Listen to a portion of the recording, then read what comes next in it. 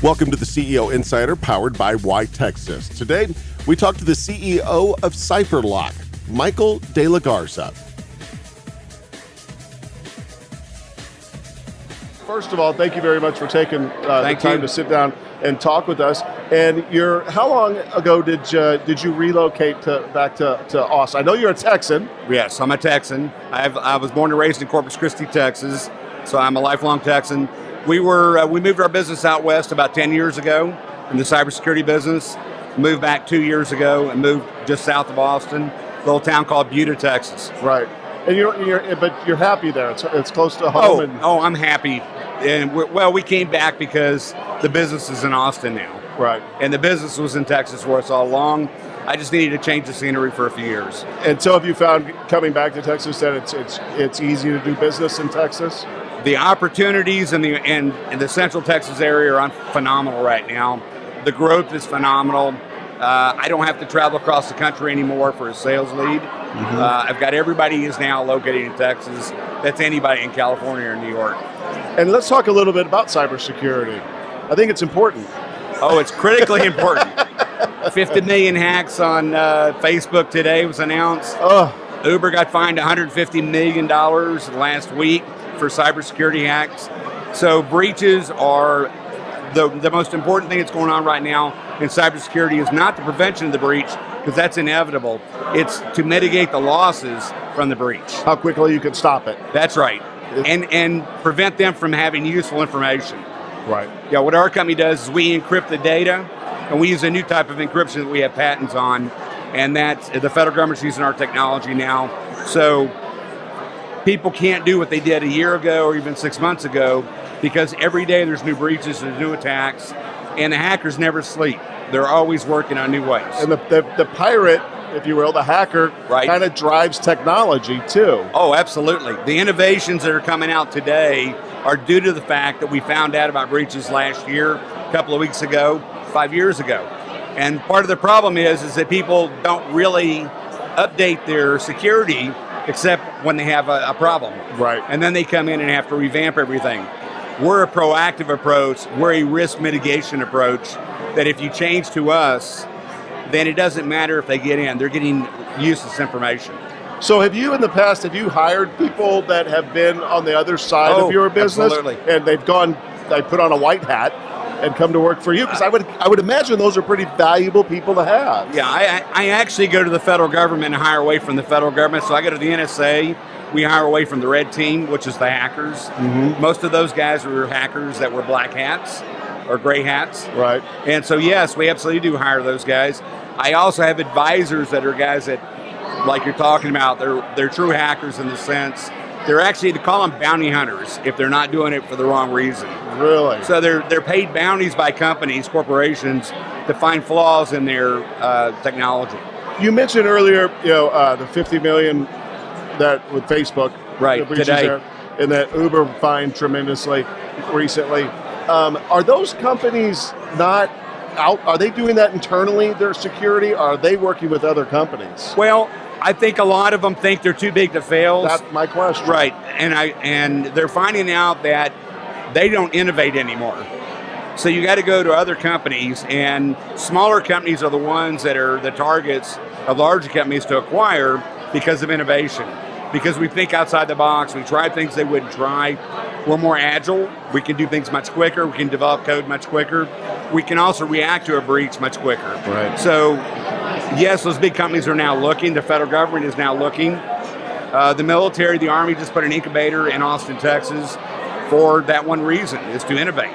So having said that, I'm assuming that the native talent pool in Central Texas and Texas in general is pretty good. The talent pool is fantastic. The problem is everyone's employed. Everyone's what? Everyone is employed. Oh, so you can't find enough of them. We have to go out west to hire people to bring them in. What's the reaction when you say, yeah, we want to hire, but you got to move to Austin, Texas? I've never had a negative reaction. Everyone says right on, right? That's part of the allure of Austin. That's part of the problem with Austin. You got that right. I've lived there for over 40 years. And so you've seen it change. It has changed tremendously. The talent pool is much wider now. Yeah. But Oracle just opened there. We have, They got the that military. fancy new place on the Beautiful. river. Yeah. And a lot of people came in from California, but they also hired locally. Right. So all the universities, Texas State, UT, Texas A&M, U of H, all those universities are now supplying, fresh computer science graduates and undergraduates. Yeah, and they're young too, aren't they? And they're real young. But they'll work. Well, you have to be raised in that technology atmosphere. Yeah. I'm a little bit older. I've been around a long time. I've seen the evolution, so I know it. But younger people, it's instinctive. It's part of their DNA now. Right. Where we had to learn it, they know it. Right. It's almost like breathing to them. It is. It just comes. Oh, to you them. can't take a phone away from a kid. I saw a funny thing. It was, I don't know if you have children. I have 3. I have a 9-year-old that, she's just like every other 9-year-old that's obsessed with her iPad. And she has to get certain things. I'll change the Wi-Fi password until she gets her work done. And then I'll give her the Wi-Fi password. I hold it ransom until she gets her work done. But kids, there's no fighting it. No, and here's the thing: it's in the schools, it's in their personal life, it's in their nightlife, it's everything. So there's the social media aspect where we think of Facebook and things like that. They're so far ahead of us using apps that you probably don't even know about yet because they're not popular with older people. Right. And when they do become popular, they're done with them. That's when they move on. And they move on. So it was Instagram, it was Facebook, it was, Twitter, it was all that. That's all over with. Yeah. Now they're into apps that are working much quicker. They're in and out in 30 seconds or 10 seconds. How much security are those providing?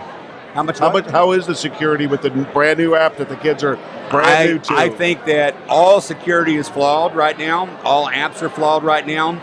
The problem is that we never thought 20 or 30 years ago that the internet would be used this way. Right. And so IoT devices, phones are all vulnerable to hacks. And the reason is that the foundation of how they built either the chips or the code did not have security as the foundation. It's an add-on. It's an afterthought. Right. You would think that's completely opposite. When you build a house, you want a strong foundation. Right. We're building apps very quickly. We're building IoT devices very quickly that have security flaws built into them. And so if you don't think of security as a foundation and build on top of that, then you have a flawed foundation. And those programs are all vulnerable to the same attacks. Right. That's one of the problems. And so is it getting better? Yes, it gets better every year. But on the other hand, it's also hard to teach people that if all they want is a cheap app and then app blows up and turns to 1 billion users, you can't go back and fix it. And if you do, the user experience is usually different. Right. So they'll move on very quickly. You're in today, you're out tomorrow. So there's now a shift in Silicon Valley and Austin and around the tech world that cybersecurity is the most important thing now. Sure it is. And it is with the federal government. They're spending billions of dollars to upgrade the security on missiles, drones, airplanes, ships, you name it. Wow. And so we're seeing finally a switch. And then I think in the next 5 years, it's going to be as big, if not bigger, than, it'll outgrow Microsoft and Apple, the cybersecurity field will. It has to, because it's everywhere. And with IoT devices becoming in 22 to 30 billion in the next couple of years, all those devices have to have security.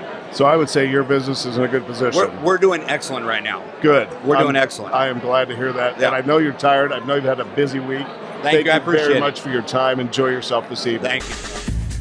This is the CEO Insider, powered by YTexas.